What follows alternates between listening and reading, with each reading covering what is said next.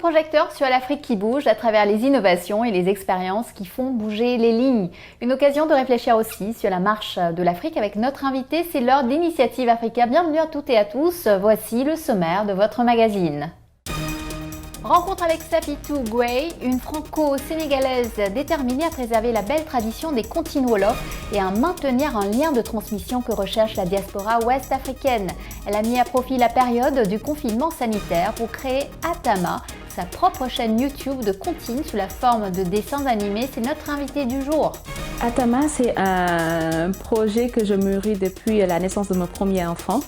Et donc, c'est un déclic que j'ai eu à l'époque et que j'ai pu mettre en place que récemment, durant la période du confinement. Au Mali, des jeunes s'ouvrent à la culture et à la découverte de compétences avec l'initiative Oxygène. Cette initiative contribue à la fois à la promotion, à la protection des droits de l'enfant, mais également constitue un cadre de libre expression, une tribune de libre expression pour les enfants du Mali, d'où qu'ils viennent. Cap sur la créativité pour les jeunes danseurs qui mêlent tradition et danse contemporaine à Addis Abeba, la capitale éthiopienne. Ce que fait le groupe AOU sort de l'ordinaire. Ils sont jeunes et ont tous beaucoup de talent et de potentiel. En plus, ils travaillent en harmonie. Direction le Mali pour ce premier reportage. Vous le savez, ce pays traverse actuellement une crise multidimensionnelle. Pourtant, l'UNICEF y organise un rendez-vous annuel pour les jeunes. Oxygène est à la fois un lieu de discipline et de brassage culturel. Il permet aussi la découverte de compétences de chant, de danse ou de peinture. Soit 5 jours d'activité qui rassemblent une cinquantaine d'enfants maliens de différentes localités. Nos journalistes y ont suivi un atelier de radio rurale. Regardez. Sévaré, c'est la porte d'entrée de la région de Mopti au nord du Mali. Ces enfants qui pratiquent le sport ne sont pas dans la cour de leur école, ils viennent de loin. De Bamako, la capitale du pays, à 600 km d'ici. Encadrés par des équipes du Fonds des Nations Unies pour l'enfance, ils doivent prendre part à une formation initiation organisée chaque année par l'UNICEF. Elle a réuni une cinquantaine d'enfants de 9 à 16 ans, choisis dans toutes les régions du pays. Durant une semaine, cet établissement hôtelier sera à la fois leur domicile et leur école, sous la vigilante protection de la ministre de la Promotion de la Femme, de l'Enfant et de la Famille. Cette initiative contribue à la fois à la promotion, à la protection des droits de l'enfant, mais également constitue un cadre de libre expression, une tribune de libre expression pour les enfants du Mali, d'où qu'ils viennent. Les travaux ont porté sur la question des droits des enfants, notamment les petites filles, dans un pays où l'écrasante majorité d'entre elles subissent la douleur de l'excision. Mais la grande innovation est celle portant sur une approche multimédia pour former les enfants en vue d'informer largement sur le thème central de la formation. Selon les types de médias, les journalistes en herbe seront répartis en équipes. Presse écrite, radio, vidéo et même une troupe de théâtre. Je suis à ma 3e participation au projet Oxygène. J'ai eu beaucoup d'expérience, ça m'a permis de me libérer, d'être moi-même, de pouvoir être plus sûre de moi, de pouvoir défendre toujours les idéaux que j'ai toujours voulu défendre du côté des enfants, surtout du côté des jeunes, surtout du côté de la promotion, la protection des enfants, surtout de leur participation aussi au niveau des médias. Mais Oxygène, c'est surtout le travail de production sur le terrain, les exercices journalistiques. Bonjour. Je m'appelle Demsou Keina, j'ai 9 ans, je fais l'école Kalanso. Aujourd'hui, nous allons vous présenter un reportage.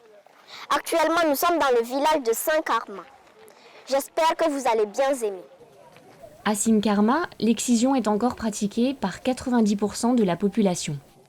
Les petits journalistes sont là pour recueillir les diverses opinions sur la question, mais aussi pour accomplir un travail de sensibilisation en expliquant les méfaits de ces pratiques sur la santé des filles et leur vie de futures mères.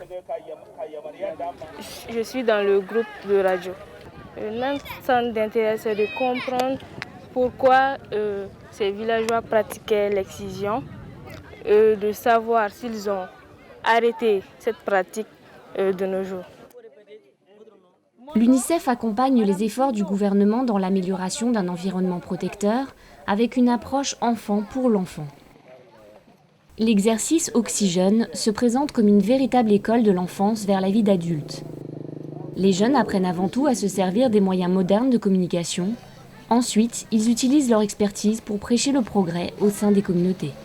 La discrimination, c'est la fête de qui? C'est la fête de qui? Oui à l'éducation, non à l'excision. Je vous le disais en titre, notre invité du jour a pris en main la mission de la transmission des comptines Wolof. Une vocation qui lui est venue à la naissance de ses enfants en France. Elle a découvert que faire partager de précieux souvenirs d'enfance et apprendre aux plus jeunes la langue de ses parents et de ses grands-parents est une envie forte de la diaspora africaine, mais pas forcément facile à concrétiser. Elle y est pourtant arrivée sous forme de dessins animés, comme elle l'a confié à Laurence Soustras, qu'il a rencontré dans la région parisienne. Safietou Gueye, bonjour. Racontez-nous comment est née Atama, votre chaîne YouTube de comptines en Wolof. Alors, Atama, c'est un projet que je mûris depuis la naissance de mon premier enfant. Et donc, c'est un déclic que j'ai eu à l'époque et que j'ai pu mettre en place que récemment, durant la période du confinement. Alors, d'où est-ce venu exactement? Alors, c'est venu d'un constat simple. C'est que c'était sur YouTube, je retrouvais pas en tout cas de contenu pour enfants en Wolof, de contenu animé. Et donc, du coup, je me suis dit qu'il fallait impérativement faire quelque chose pour proposer à nos enfants des contenus en Wolof. Qu'est-ce qui a été le plus difficile dans cette création? Trouver les bonnes personnes pour vous accompagner? Alors, ça n'a pas été évident au début de trouver les personnes parce qu'il fallait faire des recherches, savoir où s'orienter. Donc, c'était un petit peu compliqué, mais par la suite, j'ai pu trouver les bonnes personnes, que ce soit pour l'animation, le montage ou le chant. Comment les avez-vous trouvés? Alors sur Internet, pour le chanteur par exemple, Omar, on s'est rencontrés, entre guillemets. C'est sur Facebook que je l'ai contacté. Et pour ce qui est de Manon, l'animatrice, je l'ai connue via Clément qui est celui qui s'occupe au fait du montage. Et lui, je l'ai trouvé sur Internet également. Et comment les avez-vous ralliés à votre projet? Tout simplement. Alors pour Omar, ça a été assez simple, on va dire, parce qu'il comprenait l'envie vraiment que j'avais de faire quelque chose pour les enfants. Et pareil aussi pour Manon et Clément, je leur ai tout simplement expliqué que j'avais un projet que je nourrissais depuis un moment et qu'il me paraissait important de trouver vraiment des professionnels qui puissent faire un rendu correct, on va dire. Parce que j'avais essayé à la base de faire toute seule, mais c'était une catastrophe si je peux me permettre de dire ça.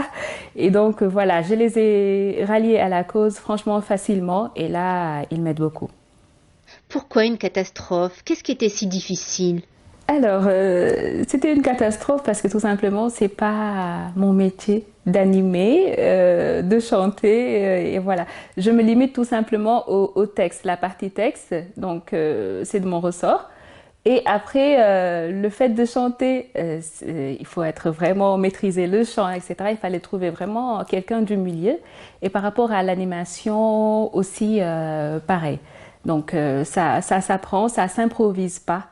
Et donc, si on veut un rendu vraiment bien, qui plaise aux enfants et qui soit impeccable, il faut vraiment trouver des professionnels. Pourquoi avoir choisi le mode des comptines? Le chant était important dans votre démarche? Oui, le chant était important parce que, au fait, moi, ce que j'avais remarqué, c'était ce manque, justement, sur YouTube. On retrouvait des comptines dans plusieurs langues, mais pas en Wolof. Donc, peut-être qu'il y avait des contenus, mais c'était pas encore animé. Et donc, pour moi, ce que j'avais remarqué, c'est que les enfants sont vraiment très attirés par ce format. Donc, le format chant, les personnages qui bougent, un peu colorés. Et donc, c'est la raison pour laquelle je me suis dit, ce sera la bonne, on va dire, le bon canal pour transmettre les premiers mots en Wolof, voilà, aux enfants. Vous avez testé auprès de vos enfants? Ah oui. Et là, je suis fière de dire que, par exemple, ma petite, aussi bien, voilà, les chiffres jusqu'à 10 en français, en anglais et maintenant en Wolof, les trois. Donc, elle maîtrise parfaitement. Quelle a été jusqu'à présent la réaction des internautes à votre chaîne? Alors, les internautes ont vraiment réagi positivement. Et là, vraiment, ça me montre que j'ai bien fait de me lancer et que voilà, c'était vraiment une nécessité, on va dire, un besoin. Je sens vraiment l'attente des personnes par rapport au contenu que je propose. Et la preuve en est que sur YouTube, actuellement, on est à plus de 6000 abonnés. Voilà, et je vois les réactions, vraiment les commentaires, et sur Instagram, par exemple, qui sont très encourageants et qui me poussent à aller de l'avant. Quel type de commentaires avez-vous justement? Dans les commentaires, c'est du enfin, par exemple, enfin les comptines en Wolof, ça revient souvent. Il y a des commentaires du genre maintenant je sais comment on dit telle couleur en Wolof, par exemple le vert. Non, on disait vert tout simplement. Et le vert, ça existe en Wolof. Et c'est en faisant des recherches que moi-même, j'ai su qu'il y avait d'autres couleurs qui existaient en Wolof parce qu'on avait tendance à les dire tout simplement en français tout le temps. Et donc, c'est pas que les petits qui apprennent, mais les adultes aussi, les parents. Est-ce que cela vous aide dans vos choix de savoir qu'il y a à la fois des adultes et des enfants qui regardent les programmes? Est-ce que cela vous aide pour savoir quel thème aborder et de quelle manière? Atama est destiné aux enfants en premier. Après, il y a les parents qui regardent avec eux. Et les thèmes qui sont abordés en général, c'est les thèmes basiques, on va dire, les chiffres, les couleurs, les jours de la semaine. Après, certains adultes découvrent, d'autres pas. Et par exemple, il y a une comptine qui parle de la famille et je mets juste, on va dire, je pose juste les premières pierres. Après, c'est aux parents d'accompagner. Par exemple, on apprend à l'enfant comment on dit petit frère, mais je ne vais pas jusqu'à faire la distinction entre, comment dirais-je, petit frère, petite sœur. Voilà, je ne fais pas ce distinguo-là. Et après, voilà, ça reste, on va dire, une porte ouverte aux parents, voilà, pour discuter avec l'enfant, pour lui dire que, par exemple, petit frère, se dit Rakebugor et petite sœur Rakeboudigen, etc. Bienvenue pour la deuxième partie de notre émission. Danser est une tradition en Afrique, mais cela n'empêche pas la danse contemporaine de peiner à se faire accepter partout sur le continent. À Addis Abeba, c'était même compliqué pour les nouveaux groupes de danseurs de trouver un public favorable. Certains danseurs ont pourtant trouvé la parade. Ils mêlent l'héritage traditionnel éthiopien à la danse contemporaine et avec grand succès, nos journalistes ont été à la rencontre de ces nouveaux artistes. Regardez. Longtemps, la culture éthiopienne s'est isolée du reste du monde, très ancrée dans la tradition. Mais depuis quelques années, une nouvelle génération de danseurs mélange les styles traditionnels et modernes. Le groupe AU est l'une des troupes les plus en vue et les plus actives d'Addis Abeba, la capitale. Ils ont trouvé leur nom en prenant les deux premières lettres de l'alphabet éthiopien, Ha et U. Alors qu'on discutait d'un nom pour notre groupe, un de nos amis qui avait compris ce qu'on essayait de faire a eu cette idée. Il savait que nous étions des danseurs contemporains qui cherchent à refléter la culture éthiopienne tout en éduquant les gens. Nous avons accepté de prendre ce nom car Haou a quelque chose de typiquement éthiopien.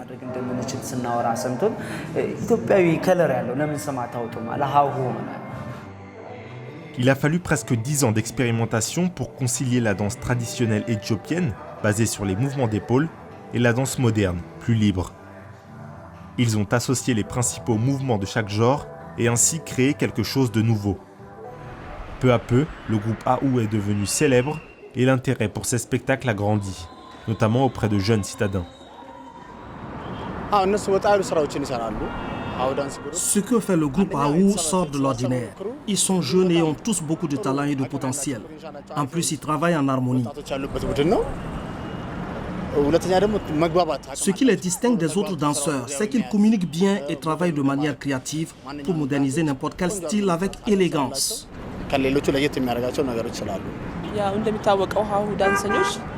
Comme chacun le sait, AU mélange les danses traditionnelles et contemporaines. Et les danseurs s'expriment d'une bien belle façon. Leur spectacle au Théâtre national contre la corruption était particulièrement réussi. Leur danse transmet un message très instructif. Bedilou a grandi dans une famille pauvre d'Éthiopie. Dès son plus jeune âge, il a dû subvenir aux besoins financiers de sa famille en devenant cireur de chaussures. Âgé aujourd'hui de 20 ans, il travaille chez le disquaire de sa sœur. On y loue des CD de musique locale et étrangère, mais aussi des films, ce qui rapporte assez d'argent pour aider sa famille.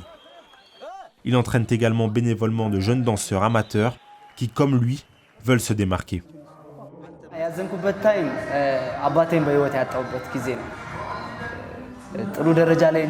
Le moment le plus triste de ma vie, c'est quand j'ai perdu mon père. Il rêvait toujours de mon succès. Même si ma carrière de danseur le rendait heureux, on se disputait toujours parce que ça ne rapportait rien à notre famille.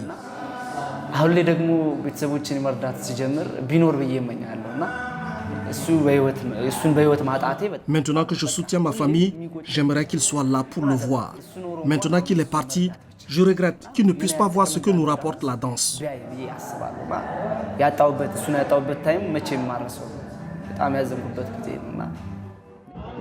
Avec 83 groupes ethniques et plus de 70 langues et dialectes, l'Éthiopie possède un énorme potentiel créatif pour la musique et la danse. En 20 ans, la scène artistique éthiopienne, notamment celle de la capitale, a évolué et plusieurs groupes de danse contemporaine ont émergé. Awariat Assefa est un professeur de danse reconnu d'Addis Abeba.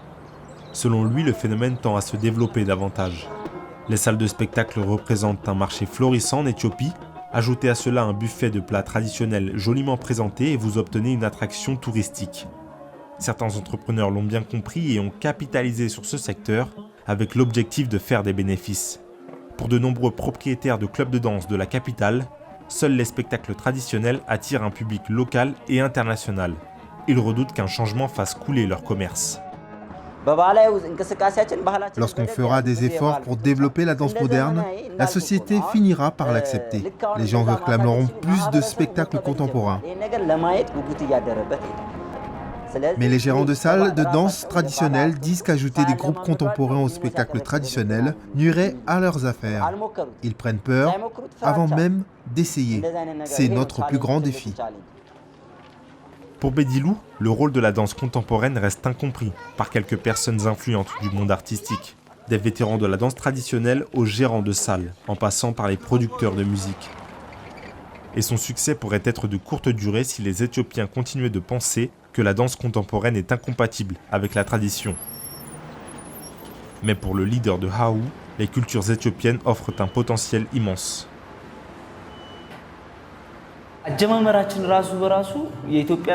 Dès nos débuts, nous avons envisagé de promouvoir l'identité éthiopienne, sa culture, ses mouvements et sa musique. Et sa variété de culture est une ressource sans limite pour nos spectacles. Même en choisissant une culture différente par spectacle, nous pourrions tenir toute une vie. Nous ne serons jamais limités. Aujourd'hui comme hier, nous travaillons dur pour créer des performances qui rassemblent et fusionnent les styles de danse traditionnels et modernes. Ce groupe de jeunes danseurs est conscient du défi qui l'attend, mais ils sont optimistes. Au bout du sombre tunnel, ils voient une petite lumière qui s'agrandit chaque jour un peu plus. Ils entrevoient l'essor de l'Afrique. Et la bonne nouvelle, c'est que la danse africaine gagne de plus en plus d'influence à travers le monde. Aujourd'hui, on peut voir de nombreuses danses et chorégraphies inspirées par les rythmes du continent. Ce n'est qu'une question de temps avant qu'un nouveau style de danse contemporaine, influencé par le mouvement africain, se répande comme une traînée de poudre. Et s'il tient bon, le groupe Haou pourrait bien devenir une star internationale. Nous retrouvons Safiatou Gueye pour la suite et la fin de notre entretien de la semaine. Elle nous parle de ses projets, notamment de la traduction de ses dessins animés pour les enfants de l'ethnie Peul. Écoutons-la. Safiatou Gueye, vous êtes née au Sénégal avant de venir vivre en France. Quels souvenirs avez-vous des comptines Wolof avec lesquelles vous avez pu jouer à l'école, en cours de récréation? Alors, les comptines remontent vraiment de longtemps, de l'école primaire, où on avait l'habitude, durant la récréation, de jouer.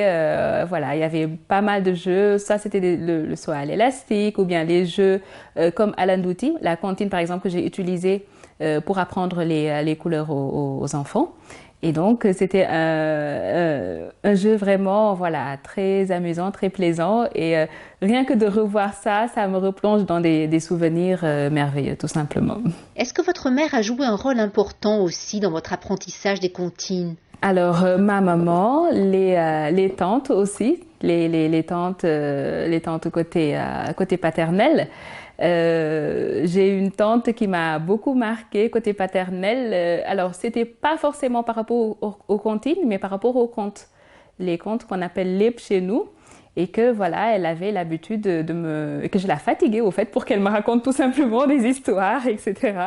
Et voilà, c'est vrai qu'il y a eu cette transmission-là. Il y a eu cette transmission-là de la part de la maman, tout simplement, des tantes, de l'entourage.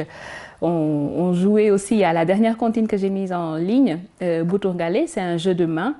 Et donc ça aussi, on y jouait assez régulièrement. C'est un jeu d'élimination. Mais l'enfant doit être concentré et bien écouter les instructions pour ne pas se faire éliminer. Mais c'est des moments tout simplement merveilleux. Ce besoin de transmettre votre culture à vos enfants nés en France, vous le sentez très présent au sein de la diaspora africaine? Ah oui, totalement, totalement. Je pense que la majorité, pour ne pas dire tous les parents de la diaspora sénégalaise, ont ce besoin-là de transmettre leur culture. Et donc voilà, je dis pas que grâce à Atama ça va se faire et tout d'un claquement de doigts, mais ça reste un lien avec le pays, parce que voilà, on sait très bien qu'on a des journées vraiment assez chargées et qu'on n'a pas tout le temps de se poser et d'échanger. Et donc, du coup, le fait d'avoir des contenus disponibles, ça peut permettre à l'enfant, voilà, de dire que moi aussi, mes parents, de là où ils viennent, il y a des comptines intéressantes qu'ils peuvent tout simplement connaître pour apprendre des notions de base. Est-ce que vous avez l'impression que cette transmission est aidée par la comptine Wolof? Oui, je pense que quand même, ça reste un support. Ça reste un support tout simplement, parce que on voit beaucoup de chaînes de comptines dans toutes les langues, comme je l'avais dit au début, en français, en anglais, et c'est à peu près les mêmes thèmes qui reviennent. Donc on prend par exemple comme Head, Shoulders, Knees and Toes. En anglais, c'est les membres du corps, et là il y a la version Wolof qui existe, Tank Lochonop. Donc et voilà, donc je me dis que ça reste un support, voilà, pour vraiment après mettre en avant ce volet culturel. Que l'enfant ait aussi, on va dire, sa référence culturelle. C'est important. Quels sont les thèmes que vous souhaitez traiter dans le futur particulièrement? Alors le choix est vraiment très large, hein. Donc ça peut aller de l'hygiène tout simplement à la santé. Donc voilà, c'est vraiment trouver une façon de transmettre ou de parler, d'aborder un sujet avec l'enfant. Et donc, le choix est vraiment très, très, très vaste. Donc après, c'est pas tout le temps que chaque comptine aborde un thème en particulier. Des fois, c'est juste pour le fun, juste pour jouer, pour l'amusement. Et en ce moment, par exemple, sur quoi travaillez-vous? Alors, en ce moment, j'essaie de trouver une comptine qui pourrait vraiment aborder le thème de l'hygiène, de la santé. Parce que voilà, on est dans une période, on va dire, assez critique, et aborder le volet de la santé serait, je pense, important, voilà, de présenter ça aux enfants. Donc, côté hygiène par rapport à l'hygiène au quotidien, et côté santé, essayer de trouver une comptine où je pourrais insérer quelques notions de précaution sanitaire, tout simplement. Derrière le premier volet d'Atama, il y a ce projet plus ambitieux de création de contes d'un format plus long, sous-titré en français et en anglais. Vous y songez toujours? Oui, tout à fait. C'est un projet que je mûris. Là, dans l'immédiat, je ne pense pas pouvoir le réaliser parce qu'il est vraiment très coûteux. Mais à long terme, oui, si j'arrive à trouver les sponsors et les partenaires qu'il faut pour m'accompagner. Avez-vous d'autres projets dans d'autres langues africaines, comme le swahili par exemple? Alors, je reste ouverte on va dire, à toutes les langues. Là, on a déjà commencé à faire les versions en peul. Donc, pour l'instant, on en a proposé 3 en peul. Donc, on reprend les comptines en Wolof qu'on traduit. Et je pense que voilà, il y a de l'attente aussi de ce côté. Après, pour les autres langues, pourquoi pas, de l'Afrique de l'Est ou d'ailleurs. Je reste ouverte à toutes les langues, mais il faudra trouver le bon traducteur ou bien voilà, le bon chanteur. Pas forcément le bon chanteur, mais le côté traduction, il faut vraiment qu'on trouve comment gérer ça. Est-ce que vous avez l'impression que vos comptines peuvent être une sorte de lien, de trait d'union culturelle entre des enfants d'ethnies différentes ? Parfaitement, je pense vraiment. Parce que là, par exemple, si je prends l'exemple des comptines Wolof qui sont traduites en Peul, ça permet par exemple à l'enfant qui parle Peul de découvrir quelques mots en Wolof et vice-versa. Moi-même, pendant la réalisation de ces comptines-là, j'ai appris des mots en Peul parce que je ne suis pas Peul. Et donc, je sais que lion, c'est des marodi, que cheval, c'est des pouchou. Et donc, c'est des petits mots que j'apprends comme ça et que j'aurais pas su. Donc, en tant qu'adulte. Et je pense que pour l'enfant aussi, voilà, ça fait une diversité, une langue en plus. C'est toujours bon à apprendre. Safi Tougué, merci beaucoup. Merci. Voilà, Initiative Africa, c'est fini pour aujourd'hui. Vous pouvez retrouver l'interview de Safi Tougué ainsi que nos émissions sur notre site internet africaonair.com et bien sûr également sur tous nos réseaux sociaux. N'hésitez pas à liker, partager, commenter avec le hashtag Initiative Africa TV Show et n'oubliez pas, la semaine prochaine, même chaîne, même heure, je vous donne rendez-vous avec Business Africa. Bonne semaine à tous!